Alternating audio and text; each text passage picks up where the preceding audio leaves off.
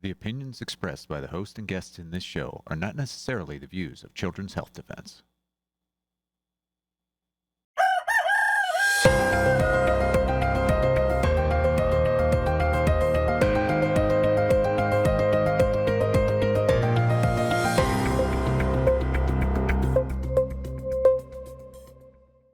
Good morning, America.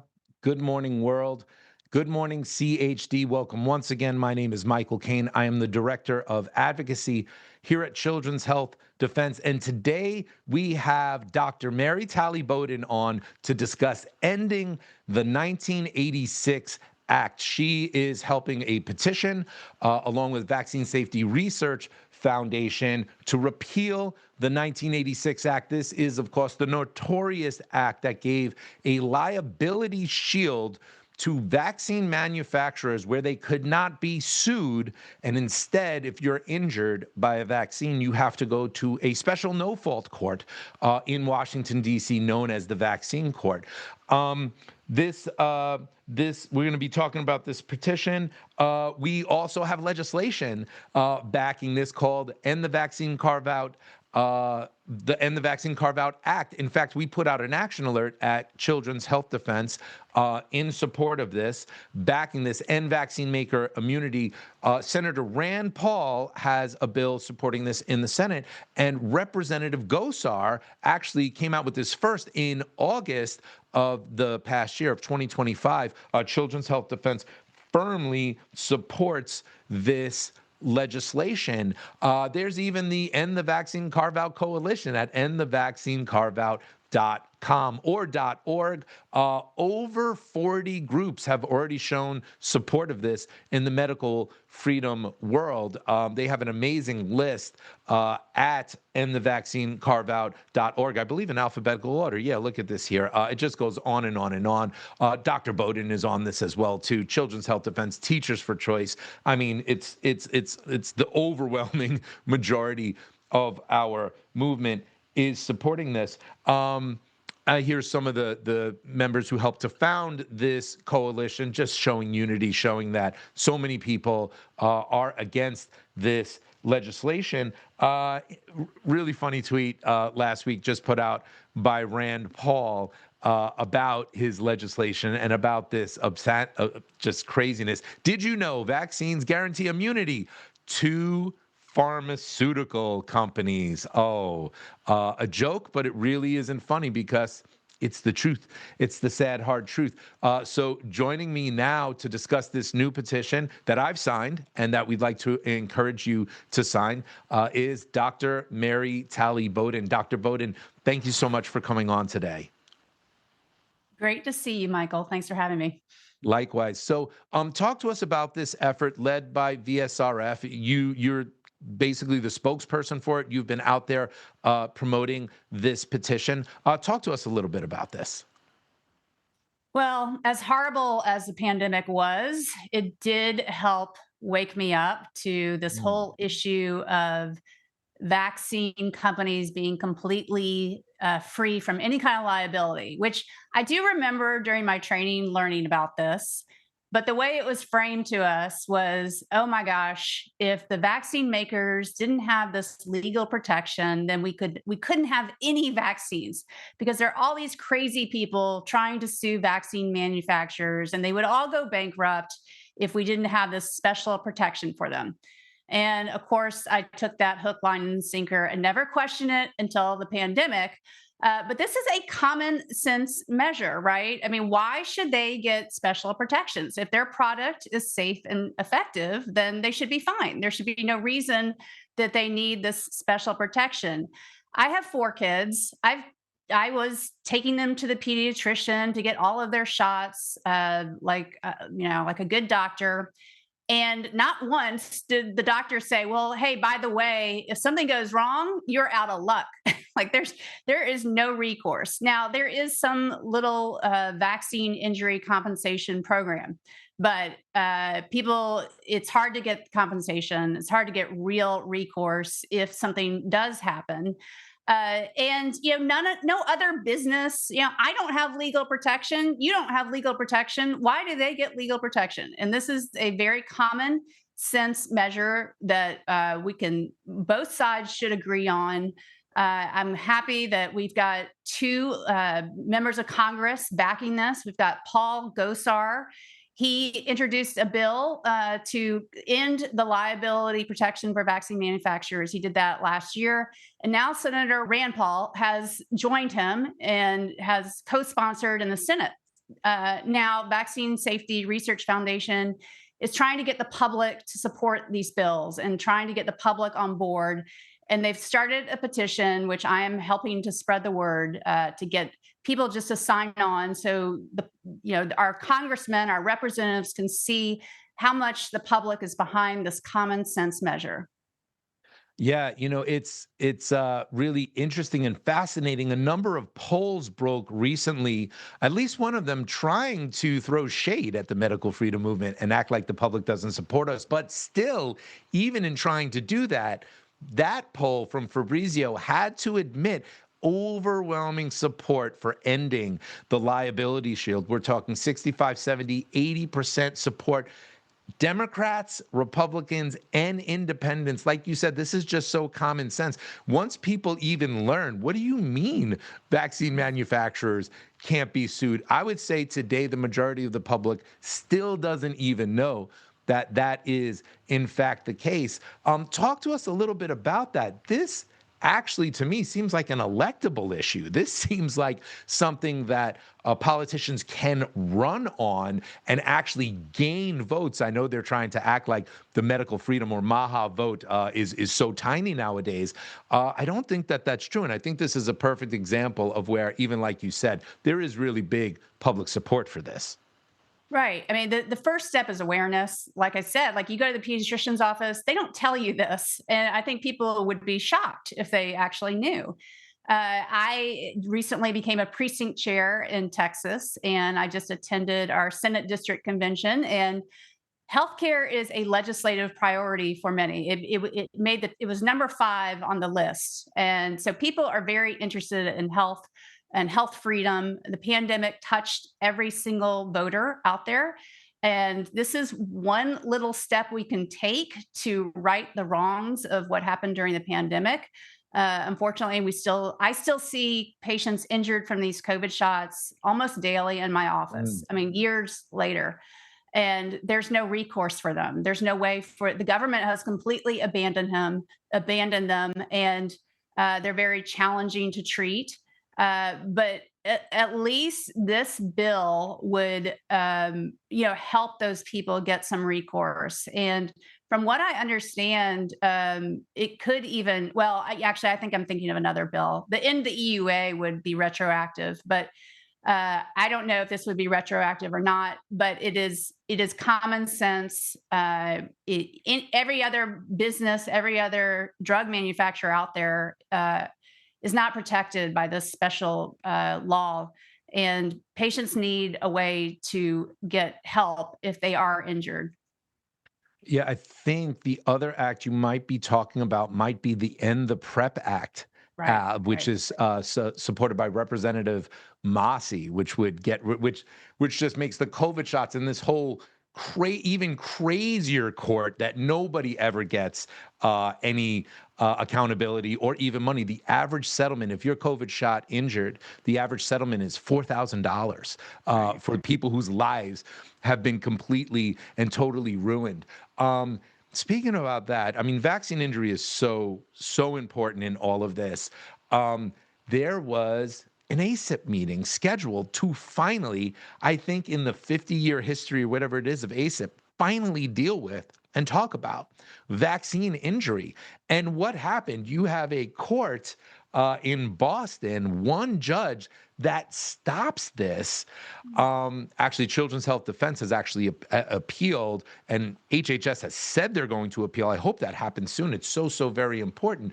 But I think this underlies just how dangerous the truth of vaccine injury is for big pharmaceutical companies. It's so important that they suppress this conversation. They had to throw a Hail Mary of an activist judge in Boston to put the brakes on this critical meeting from happening.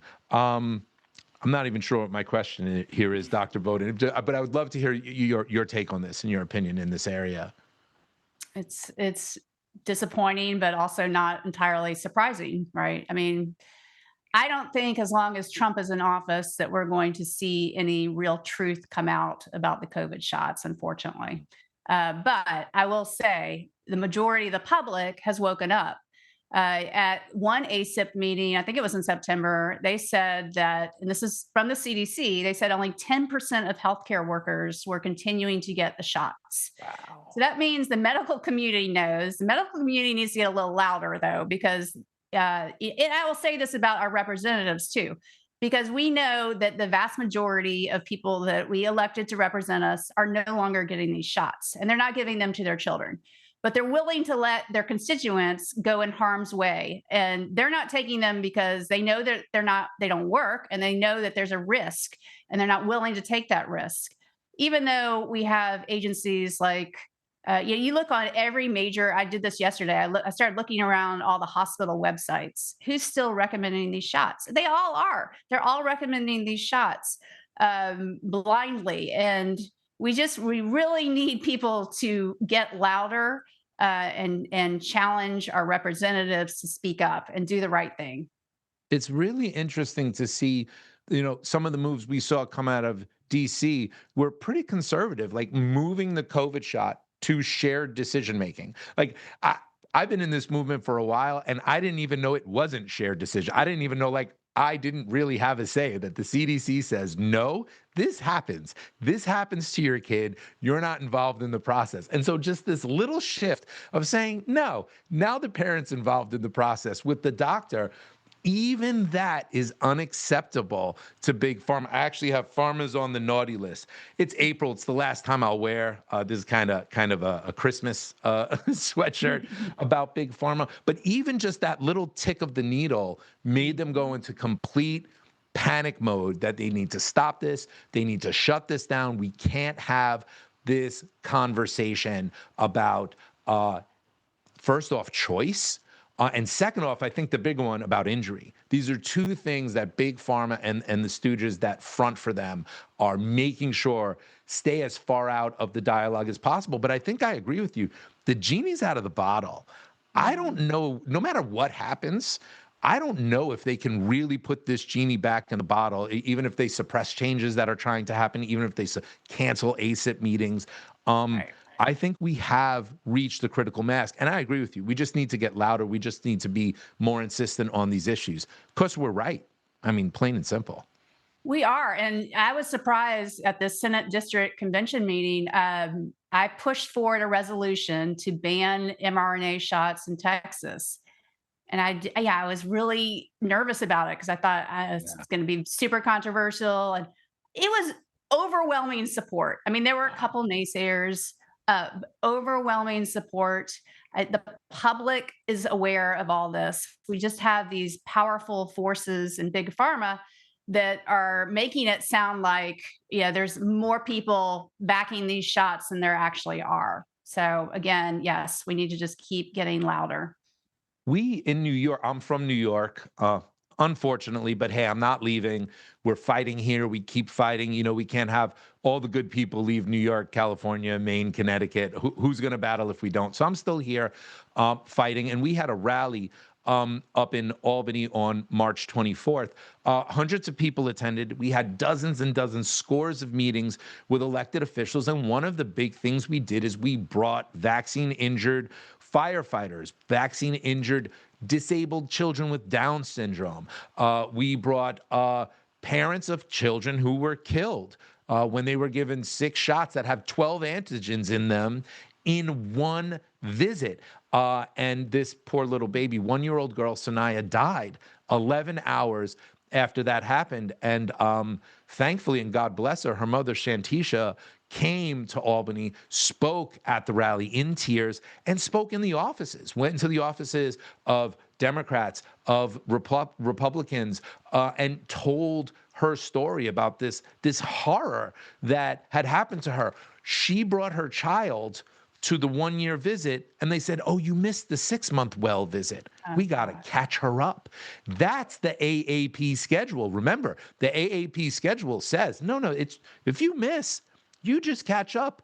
It's entirely safe. And that's what New York and other states are now saying. No, we're using the AAP schedule, or Right. maybe WHO recommendations. That's in a bill in New York that might pass now. Oh, I'll tell you one other thing.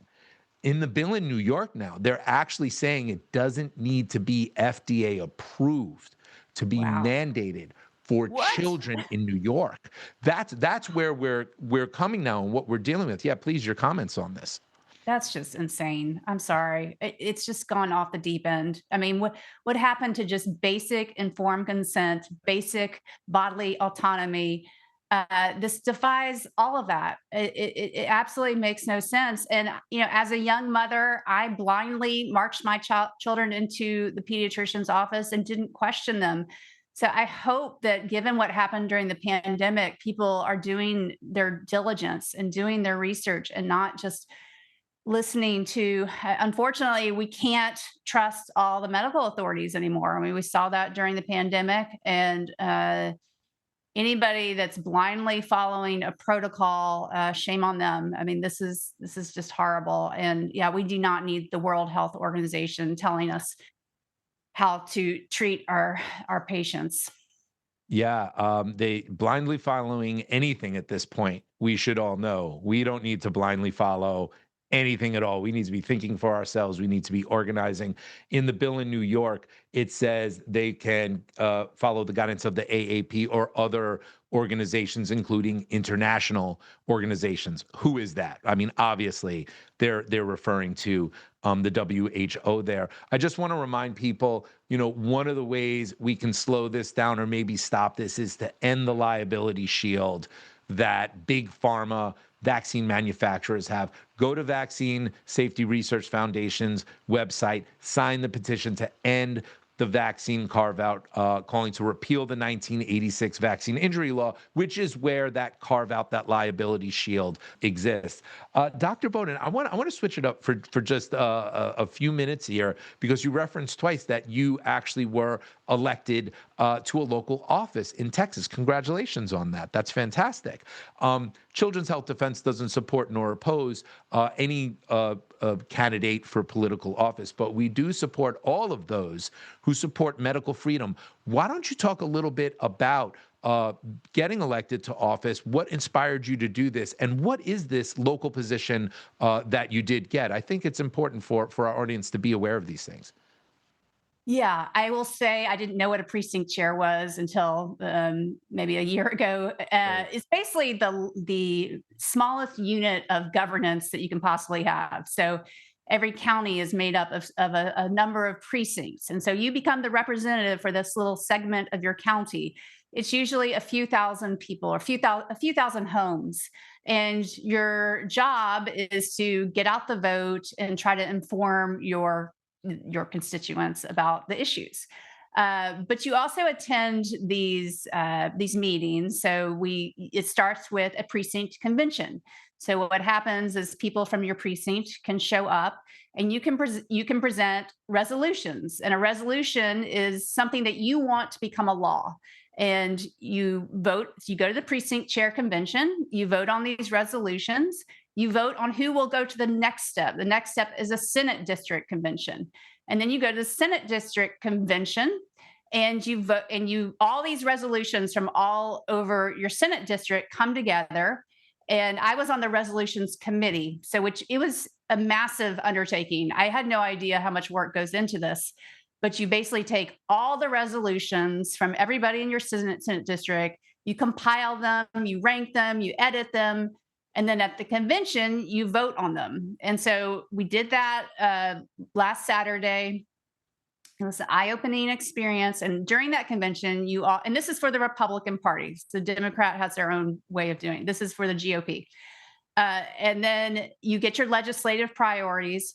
The next step will go to the state convention. And so the state convention, you vote on all these issues, and it basically applies pressure to the representatives. And It's sort of a grassroots effort. It's fascinating. I've learned so much. You really get a sense of what's important. But like I said, health care, health freedom, huge importance to people. People have not forgotten what happened during the pandemic. It has woken so many people up, and people are still very fired up about these issues. And our representatives need to pay attention. I agree with that completely. We, myself and a number of other sister organizations, Children's Health Defense, MAHA Institute, Brownstone, we had launched something called the COVID Justice Resolution, where we were trying to get the Senate to pick this up, pass a resolution condemning what was done during COVID. School closures, closing houses of worship, mask mandates, vaccine mandates. We launched this, and then the Iran war happened, right? And then that took center stage. And a lot of interviews we had for this kind of got pushed to the side. We've gotten tens of thousands of signatures on it, but not as much exposure as we were hoping for to get for this. And if you look at some of the organizations, we have hundreds of organizations that have signed on. So there's plenty of medical freedom groups, but there's also a whole food local shops. There's also an RV repair shop. There's a boat shop. It's like really and truly Americana. It's America. It's independent business owners that have signed on. We have not forgotten about COVID. We have not forgotten what they did to us and what happened. But unfortunately, the news cycle seems to have. And when the news cycle moves on, a lot of times the politicians move on as well, too, which is so sad that so many of us and so many of the important decision makers in our world live in this news cycle. They live in like, well, what's the immediate fire on the stove now? As opposed to, what did I get elected for? Why am I here? What do my constituents want? So I'm really glad to see you're getting involved. I think that's an amazing evolution in your narrative and in your story of what you're doing, because some of these things that look, oh, that's so small. Oh, that won't make a difference. That's what kind of keeps us from making a difference, is when we think that way. But I think it's fantastic, the direction that you're headed with this. Well, and touching on the news cycle issue, I mean, that's the beauty of social media, is we Yeah. can break out of that news cycle. You can go, I mean, I try to regularly go on X and comment on when I disagree with what a representative has posted and remind them.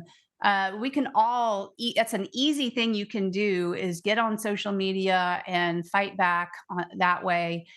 You can send, it's so easy, just send an email to your representatives, spend 5 minutes making a phone call. It really doesn't take that much. If we all did a little bit more, we could really make an impact. I agree with you wholeheartedly. And one of those things that people could do, you could sign the petition. You could sign the petition at VSRF right now to end the 1986 Act, specifically get rid of the liability shield for vaccine manufacturers. There are some who say there are elements in the 1986 Act that are good. There are a couple elements that require research and investigation into vaccine safety, that require HHS doing this and reporting it to Congress. It hasn't happened in 39 years. Even though it's in the law, it actually hasn't happened. So we need to at least get rid of that section that gives a liability shield to manufacturers who make vaccines, who enjoy I was about to say freedom. I don't even want to say that, but they do enjoy a freedom from being accountable for the injury that is caused to children and Americans all across the nation.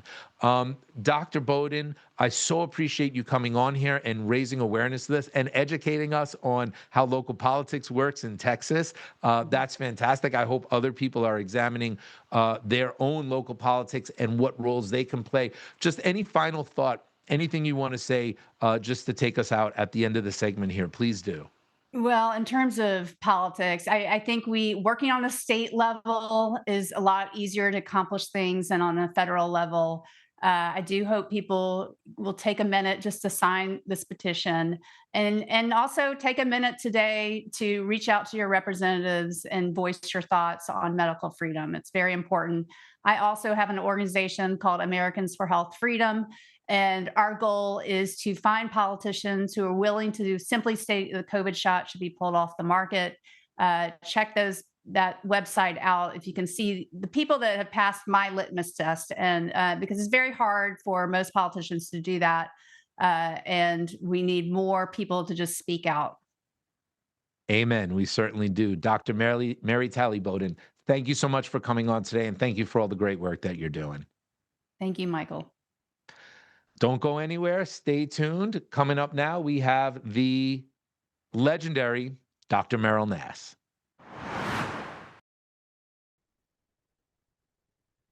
Good morning. Thanks, everybody, for coming.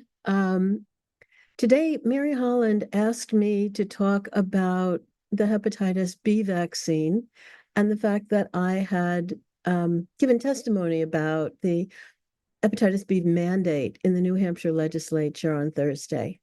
So if I could have the first slide, please. I'm going to do a slide presentation. That odd thing on the right is a depiction of the virus. Hepatitis B is caused by a virus. There are many viruses that can cause some form of hepatitis. This is one of the bad ones, but it's not that common in the United States. If you get it, you may have a chronic case. You could wind up with liver cancer later or cirrhosis, or you could have a very acute case and potentially be treated. It won't go away, but be controlled, or you could, in fact, die from it. Now, because of that, there was a big push to develop a vaccine or vaccines in the 1960s and 70s and 80s. And 2 vaccines were developed. And because the rate of hepatitis B was highest in gay men who were promiscuous, sex workers, and IV drug users, those were the targets for vaccination when the current vaccines were developed in the 1980s. However, they did not take up the vaccine as much as was desired by the CDC, and so a decision was made to put it on the childhood schedule.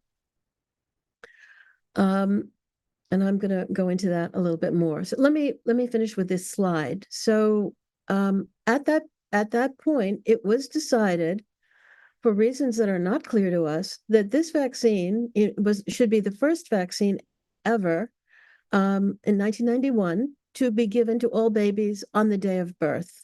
And then later it was to be given in the first 12 hours after birth.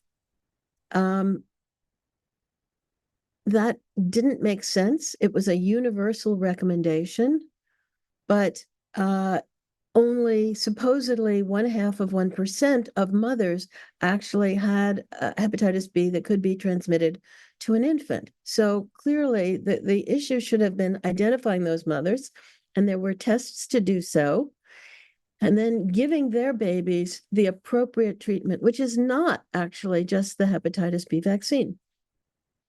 So for the hepatitis B vaccine to work, according to the authorities, you need 3 doses over a period of 6 months, and you don't even begin really to make antibodies until 2 weeks after each dose. And or that's when you get a reasonable titer. It takes at least 2 weeks, 2 to 4 weeks. And it is said that after the first dose, after 2 to 4 weeks, only 25% of babies who got 1 dose will actually have a titer that is protective, that will protect them. But what happens during those first 2 to 4 weeks when they don't have a titer that protects them? So for that, you need the hepatitis B immune globulin. And what that is giving you antibodies that have actually been taken from other people who were infected with hepatitis B and made antibodies. And you've taken this from blood that they've donated and taken the hepatitis B antibodies out and produced a product called HBsAg or HBsAg, hepatitis B immune globulin. And that will give an infant or anyone who's been acutely exposed to hepatitis B, that will give them the antibodies they need for protection. And those antibodies will last for a number of months. And so before the vaccine can really kick off and do what it's supposed to do, these antibodies will provide protection. And so it is claimed that babies who receive these antibodies at birth, if their mother is infected, and also get the vaccine, 95% of them will be prevented from getting hepatitis B. Okay, so let's go to slide 2. All right. I finished medical school in 1980, but then I had a baby a month later, and then 12 months after that, I had another baby. So I didn't start my internship until 1982. And at that point, there was a vaccine for hepatitis B, but it was a pooled blood product. So like the HBsAg, it came from blood that was donated or sold by people who were already exposed or had had hepatitis B, and probably still had it. And so this vaccine was made from blood. In 1968, my grandfather died of an acute form of hepatitis. In those days, there was no test for hepatitis B, so we didn't know what kind of hepatitis he had, but it was infectious. He had begun working part-time in a deli and probably cut his finger slicing meat, and there was somebody else working in the deli who perhaps had hepatitis B and might have been contagious. Anyway, that's the guess. And my grandfather got a case of hepatitis B. He had the 1%, he was in 1% who got a fulminant severe case immediately. He got liver failure and died within weeks. So that, of course, now here I am, it's 1982, and I was taking care of a very, very sick IV drug user who had gotten an infection from his drug use, not only hepatitis B, but a bacterial infection called endocarditis on a heart valve. And the heart valve was not working. And so blood was not being pushed out of his heart properly. His heart rate was, I don't know, about 150 times beating a minute, trying to pump enough blood to him.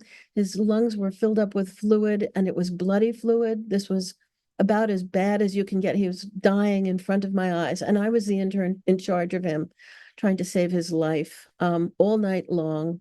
And unfortunately, the resident who came in and did an echocardiogram on him, read it incorrectly. You know, we were all in training, and told us that his valve was fine. So we didn't know what was going on, and I was just trying to save his life. And I was up all night with him, as well as a bunch of nurses. One nurse got a needle stick in the middle of all this, very intense episode. And so he was tested, and he was infectious for hepatitis B. The nurse had to get HBsAg and the vaccine, and I had been biting my fingernails all night long with all this blood coming out of him. And I was afraid, gee, my grandfather probably died of this. I don't want to get it. And so I took the HBsAg and the vaccine. This was the older vaccine at the time. And after that, I got an illness that lasted for about 6 months with inflammation of my liver, my spleen, and my lymph nodes. And the ID docs thought I probably had caught some kind of virus. It wasn't Hep B, because I was tested for that. We didn't know what kind of virus. That probably from one of these blood products, either the old vaccine or the HBsAg, the immune globulin, since both were pooled blood products. And then later, when I was going to work as a fully trained physician, the newer vaccines became available, and I had to take a course of 3 of the current type of vaccines, and then be checked for a titer to make sure I had protective antibodies, and I did not. And so then I got another dose, and I did not, and another dose, and I did not, and then CDC said stop. And I think that the original treatments I had blocked me from generating a protective titer later. I don't think I had any side effects from the more modern vaccine, but we'll talk about how safe it is in a moment. Next slide. So what happened to me on Thursday was basically I was shocked again by my colleagues. There were about 8 physicians who were testifying, and the bill was to get rid of the mandate. So children, in order to go to school in New Hampshire and in 47 states in the United States, must get hepatitis B shots, 3 shots. And the question is, why? Why do they need them if they are not at risk for a disease that is generally considered to be a bloodborne or sexually transmitted disease that you are not going to get in school? So why do you need this for school? And the excuse is that you need it because women who are infectious are being missed. They're not being tested, or the test results are being lost, and their infants are therefore not being treated appropriately. And this is a very severe disease in newborns, which it is. But when the doctors, and these were even state employees who were doctors, the state epidemiologist, the state chief medical officer, a nurse who was in charge of managing all of these statistics and making sure the kids in school get their shots, they would not tell the senators how much of a problem this was in the state of New Hampshire.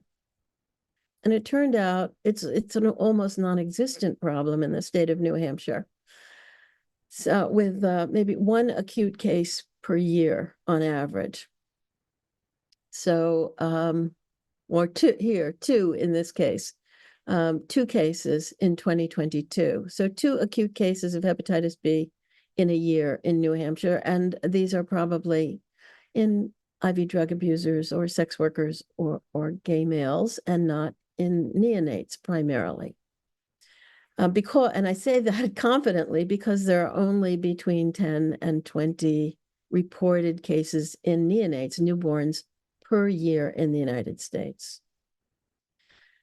So it was also said families would have trouble accessing the vaccine if it was not mandated. Of course, that's not true, because the Vaccines for Children program doesn't require mandates, and neither do health insurance companies.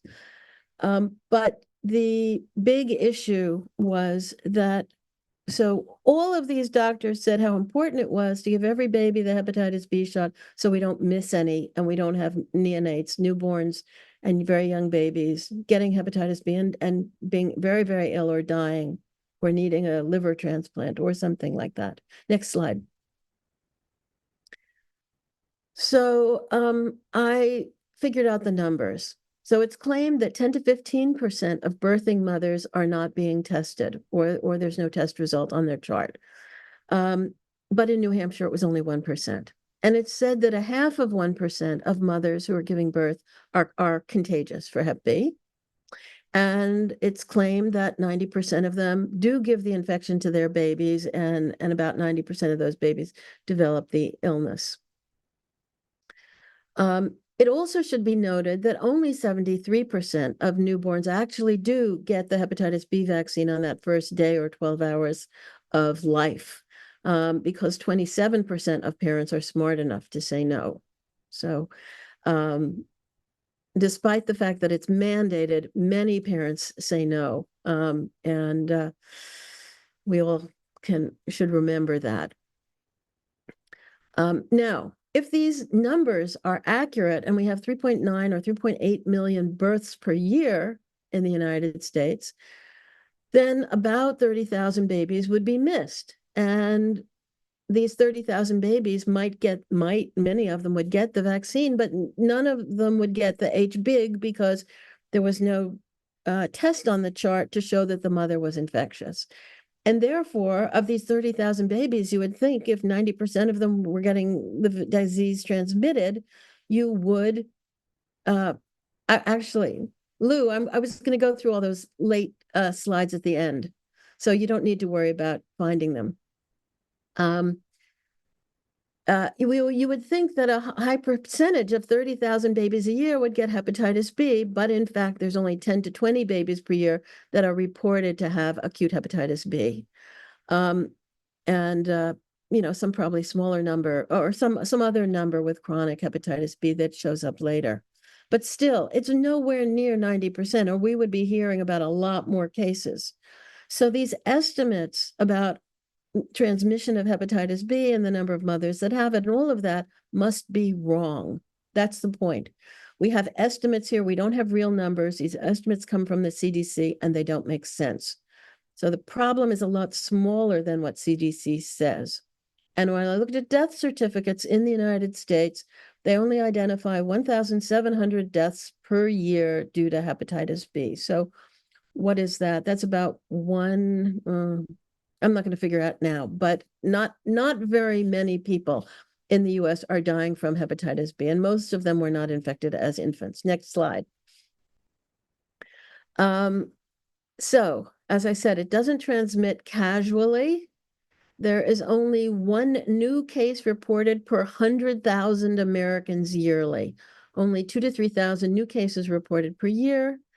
CDC estimates 500,000 to 2 million Americans. That's less than, that's a 0.5% or less of Americans live with chronic hepatitis B infection. So less than 1% of Americans have this infection. That's an estimate. It's probably a lot less than that. So when you're giving a vaccine or HBsAg or anything, you have to balance risk and benefit. That is the basis of it's supposed to be the basis of medical practice in the United States. The benefit for a child that is not being exposed to hepatitis B, and 99% of us aren't, is nil, since it's a rare infection. Next slide. So then the other issue when you're trying to balance risk and benefit is safety. So what's the risk of getting the vaccine versus giving? If it was a 100% safe vaccine, then the only problem in the cost-benefit analysis would be how much it costs. And it costs about $150 to give the 3 shots, roughly.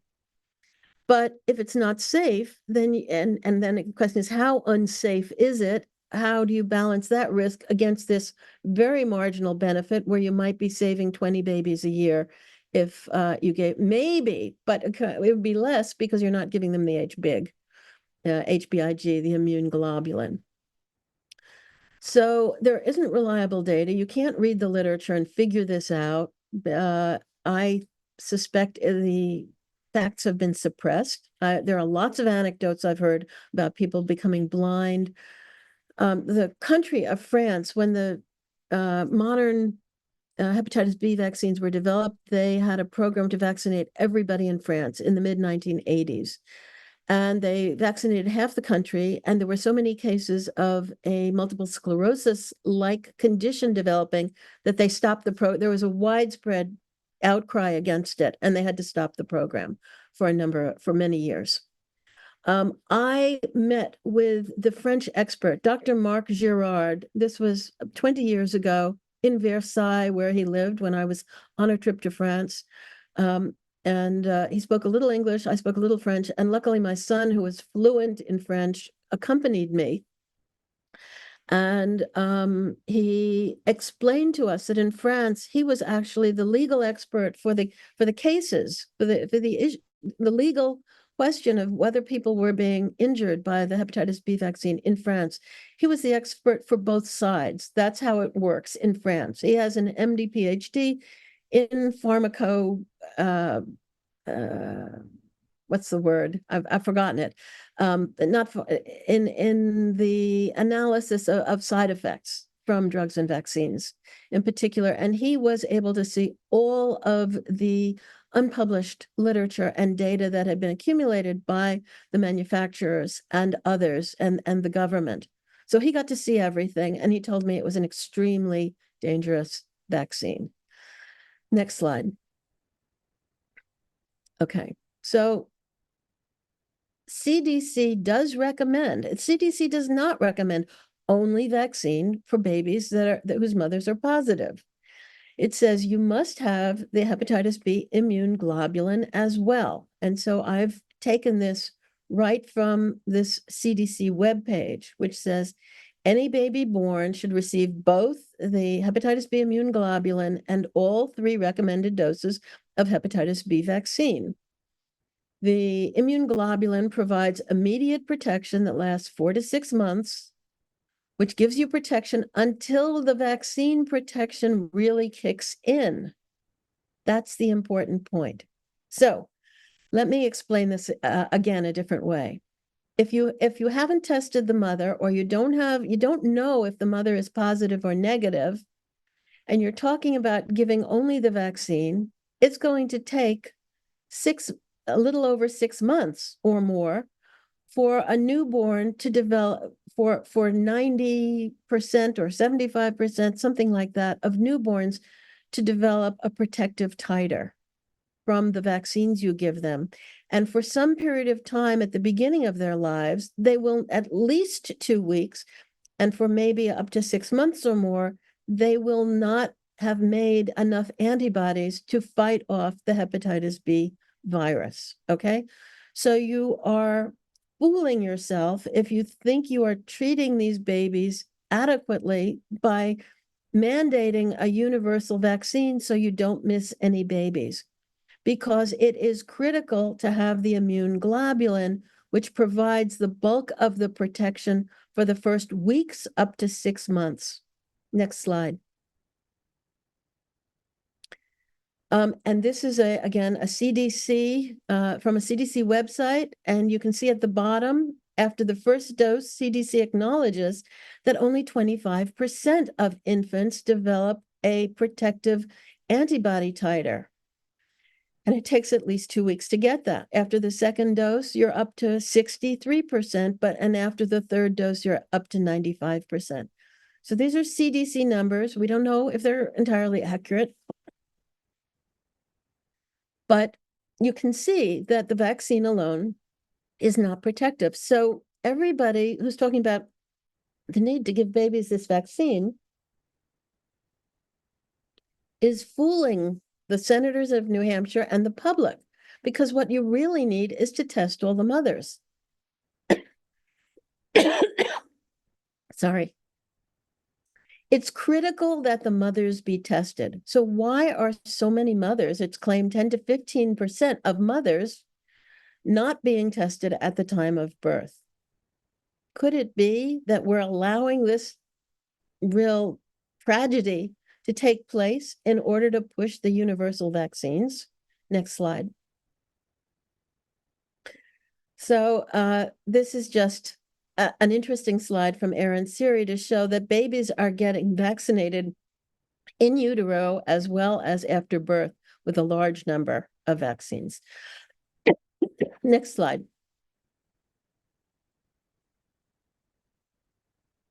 This shows you, so there are 2 hepatitis B vaccines that are approved for infants and for pregnant women who are at high risk. Recombivax is one. According to research by Mark Geyer, which he showed me, he's deceased now, but it was there were only about 1/3 as many VAERS reports for Recombivax as for the Engerix B, which is the other vaccine. So if you do need to take one, I would recommend the Recombivax. However, you can see here that it was only tested in 147 healthy infants and children. We don't even know how many, if any, were newborns. CDC has kept that hidden from us. We don't know if this was ever tested in newborns before it was recommended for them. It was tested in only 147 children who were monitored for only 5 days.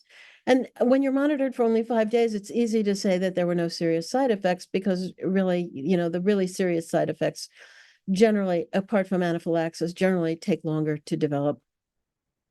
There were no adequate and well-controlled studies in pregnancy, and yet it's recommended in pregnancy for high-risk women. And again, who decides who is at high risk?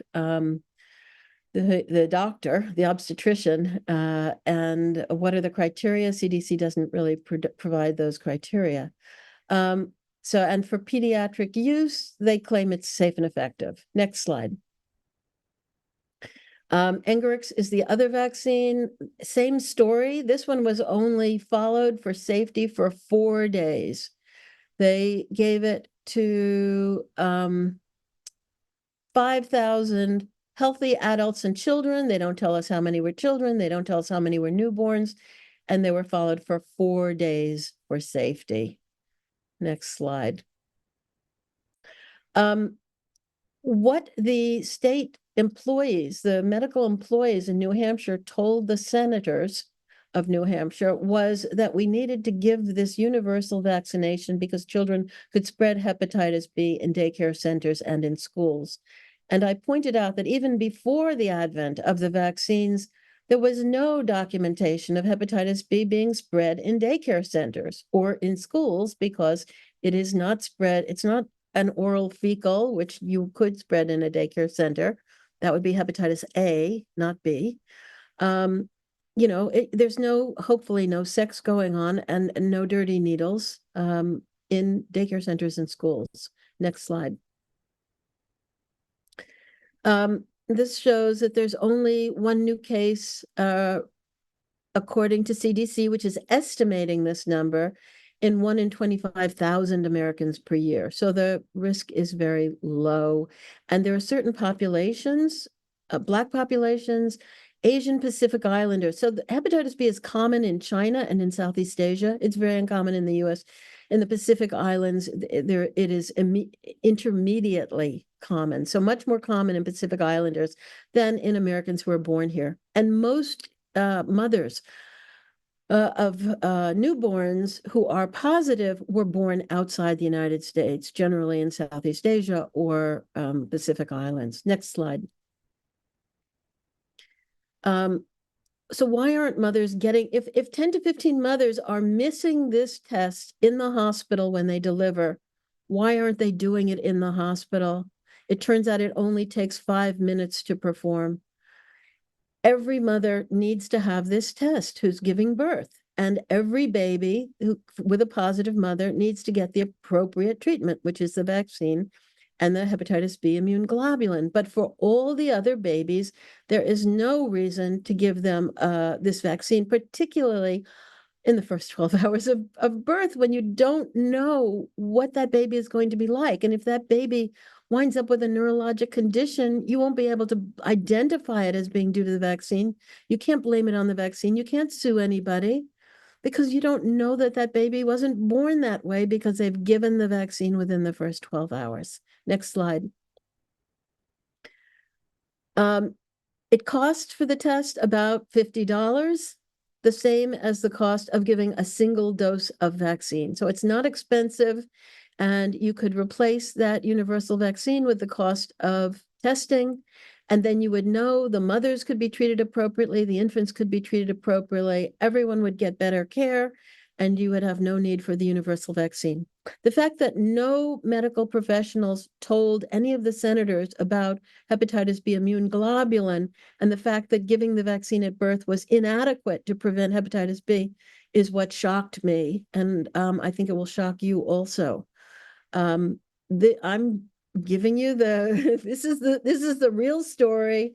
Unfortunately, a lot of people who aren't medical professionals don't know it. We have to share this information with all your pregnant friends and relatives. They need to know more about this vaccine, about hepatitis B, and protect mothers who may be told they're at high risk and infants who are negative. Do the test. The test costs $50. You can do it more than once if there's any question, and only treat the people who need to be treated.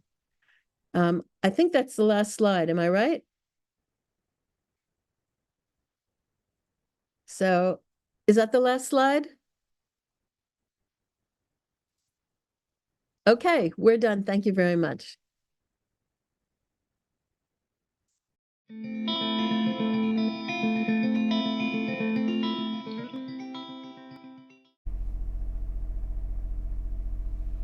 Okay, we're now live. Okay. All right, tell us your name, please. My name is Linda Christofferson. And you are? Shayla Christofferson. And how old are you? 15. 15 years old. You're very beautiful. Right. You did say to not embarrass you, and I started straight off with that. No, you're good, you're good. You're good. Only my mother can bear with me. No, okay. All right, so this story is about you predominantly. So talk us through what happened. So my daughter Rachel gave birth to Shiloh on February 6th and 2009, and she was a preemie, and she was like only 2.5 pounds when she was born. When they released her from the NICU, she was 4.5 pounds and was given the Hepatitis B vaccine. And that was in July. No, that was in February. In July, Rachel passed away. So she had complications from sleep apnea. And when she passed away, Shiloh was just 17 months old. So at 17 months old, I became a mom again, 58 years old, single mom again, and started taking care of her. The state had taken custody of her because they felt that she needed to have their custody because her father was having problems with drugs. So she had never left my care after her mother's passing away, for which I am most grateful. But the state expected her to get caught up on her vaccines. So she'd had the Hepatitis B vaccine. I knew that for sure. And then there was a battery, and it was the worst thing I've ever done. She reacted with a severe allergic reaction to it. She had hives all over her body. I couldn't get it healed. The doctor said, no clue, have no idea why this is happening. Antihistamines and everything they were doing, nothing worked. So I went to a health food store because I love herbology, and asked them, can you tell me if there's something that we can do that will help reduce her inflammation from these hives? And he recommended emu oil, of all things. I slathered that onto her, and the next morning she was doing much better. There started my research really about vaccines and what was going on. Why did she have this allergic reaction? What was happening to her? She never was well after the vaccines. Every 2 weeks we were back in the doctor's office with ear infections or a flu or whatever. So I was digging. My background is that I'm an industrial hygienist. I worked for Arizona OSHA for a number of years, and I was appalled at the things that were happening with the recommendations that were coming out of OSHA and CDC. I was just appalled because I used to do respiratory protection training, fit testing for people. And the fit testing is like, no, there's no way that these masks are ever going to protect people. So I was right at the get-go, even before the vaccines were released, saying, there's a problem here. So Shiloh had a number of learning disabilities. Today, thankfully, because I have stayed right on top of keeping therapists involved with her. So today she can read, but at 28 months she wasn't even walking, and certainly not talking at 28 months. And we have seen, because I've been able to keep her involved with therapies and just integration, we homeschool now so that she has lots of resources available to her that way. I'm really quite proud of her because she's got that attitude of, I'm going to do this. This is mine. I'm going to do this. And I think that that's really helped her to be successful. So she hasn't had any vaccinations. You haven't had any vaccinations since that battery that the state expected us to do when they had custody of her. Now, what happened during COVID? So COVID, because of already the research that I've been doing about vaccines, my antenna were way up about, what's going on with this shot? How come we don't have any data that tells us about the safety of it? And I was already not I didn't vaccinate after what she went through and what I went through, because I was injured by a flu vaccine. And the flu vaccine made me so sick that I was pretty much disabled, had to take short-term disability for 6 weeks, the only coverage that I really had at work, so that I could go back to work, but I was so weakened. And the COVID vaccine, for my experience personally and hers, was just not going to be something that we would do. And I'm so grateful today that I did my research. I learned that there were just too many things that were questions around the vaccine that weren't being answered. And without the answers, you cannot make a good decision about what you want to do for your personal health. So today we see people who are close to us being injured, and people we hear the stories all the time of the people who not only are injured or dying, and it's just, I wish that my voice had been more listened to, because I was saying right along, look, this doesn't fit, this doesn't fit, this isn't making sense, don't do this. My two oldest sons, no, my two middle sons got the vaccines, and I worry about them all the time because of what we're learning about the blood clotting and how it can be 2 years down the road that you can see myocarditis. So I live with that constant fear. But I have other members in my family, my daughter, my grandchildren, who did not get the vaccine because at least I was able to reach them with information. So I really feel that what we are experiencing today is an opportunity to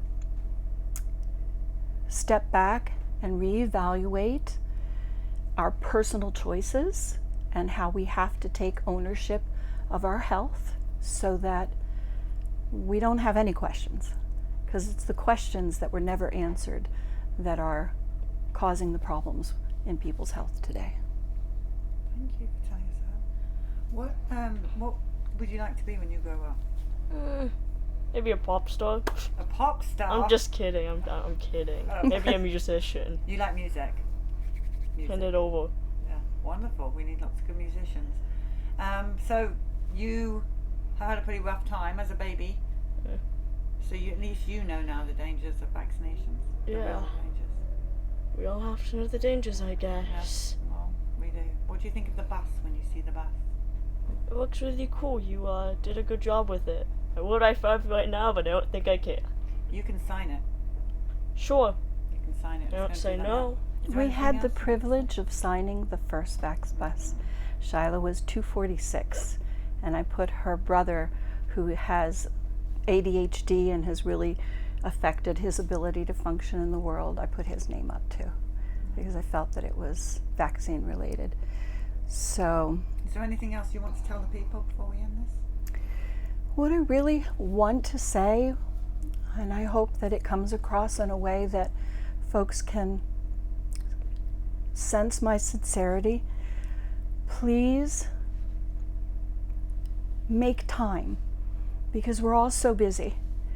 We have to make time when it comes to our decisions on our personal health. When you sit back and you consider all of the deaths that have happened from this vaccine, it's heartbreaking, and we don't need to continue to go down that path. We will not continue to go down that path if we each take that individual responsibility. And honestly, it takes time. It's not an easy thing to pull out the FDA inserts for the vaccines or any kind of medical thing and understand the medical information there, but get your dictionary and go through it. That's where my journey started. And trust your instinct that something isn't right, and do your homework that backs up that instinct, that instinctual feeling that you have, so that you can stand on your ground firm in your decisions, knowing that your family is going to have you as their protector, you as their guardian, you as the person who stands in that space that keeps them well. Thank you for speaking so well. Thank you.